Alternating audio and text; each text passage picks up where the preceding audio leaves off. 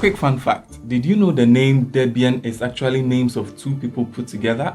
The founder of Debian, Ian Murdoch, named Debian after his wife Deborah and added his first name to it, Ian, hence making Debian.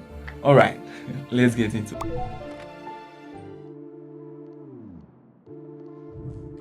Deb is the installation package format used by all Debian-based Linux distributions. A file with the extension .deb is essentially an archive containing multiple files including an executable needed to install the application. The package management operation can be performed with many different tools, from low-level package managers like DPKG to high-level package managers like apt, and even some graphical front-end packagement tools like Synaptic. However, DPKG provides a low-level infrastructure for package management. The DPKG database contains a list of installed software on a given system.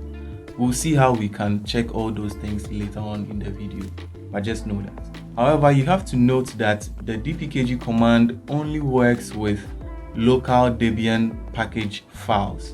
So it means you have to go and download the Debian file before you can actually use your DPKG command. We'll see how to do all that in a few minutes. Let's relax.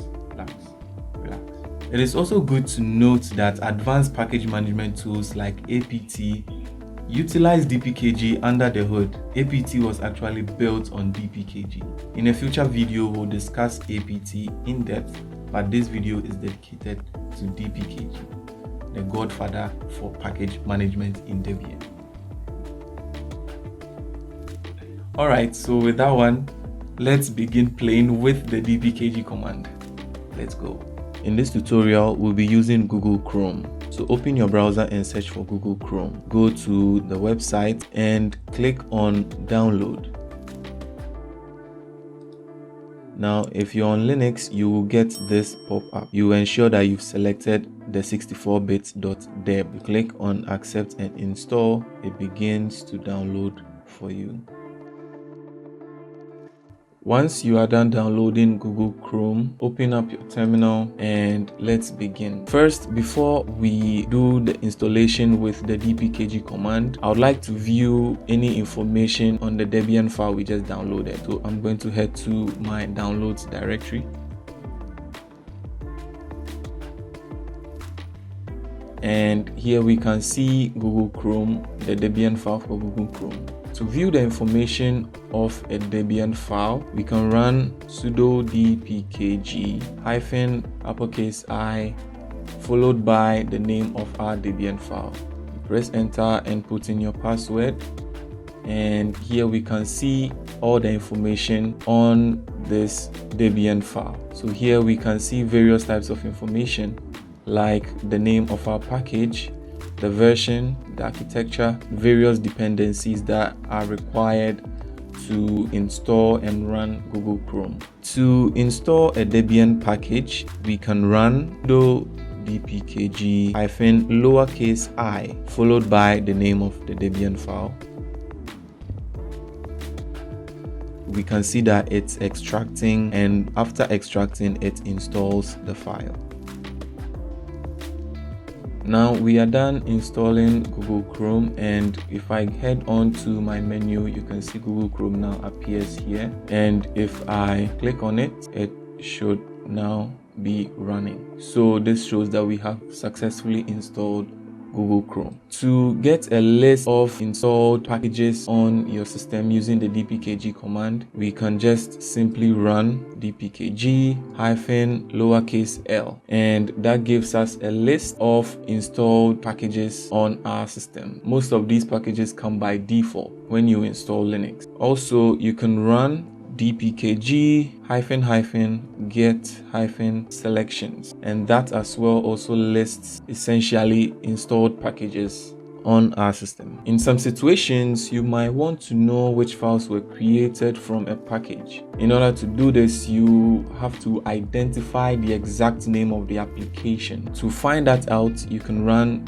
dpkg-l, and let's say I want to find the name for Google Chrome we just installed. So I'm going to pipe it through grep, which will filter out the names, and I'm going to just say Chrome. And here we can see we have various Chrome, but this is what we want, Google Chrome stable. So now that we have the name, we can just copy it and then run DPKG -uppercase L followed by the name we just copied. And here we can see all these files belong to Google Chrome. Now, you might also want to see which packages an application or a certain command belongs to. So let's say we want to find out which package that the echo command belongs to. We can first run which to find the path of the echo command or the echo application. So we can find it using which-a followed by echo, the command. We can see it's installed at bin/bin/echo. We can find with the DPKG command. So we just do DPKG -uppercase S followed by the path. Here we can see that the echo application or command is under core utils. So if you want to see all the various applications that were created or belong to core utils, the command you can use is DPKG-L core utils. In fact, let me pipe it through the less command. So we can see the various inbuilt commands in Linux that come when you install Linux by default. They all fall under core utils. So here we can see echo, we can see our cat command and various other commands.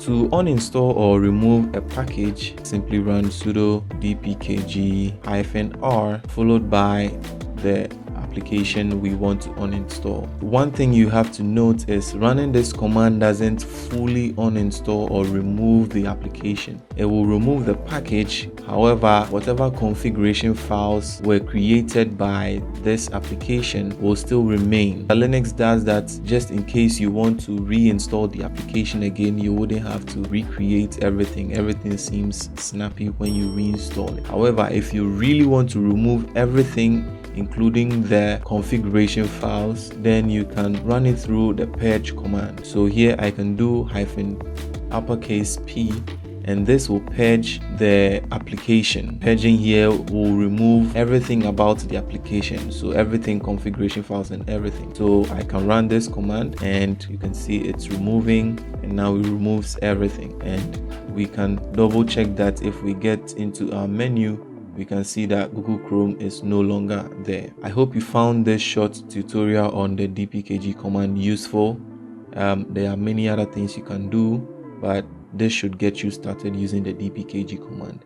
In the next video, I'll be talking about an advanced version of the DPKG command, apt. So make sure you like this video and subscribe so that when I drop the next video, you will get it. All right, see you in the next one.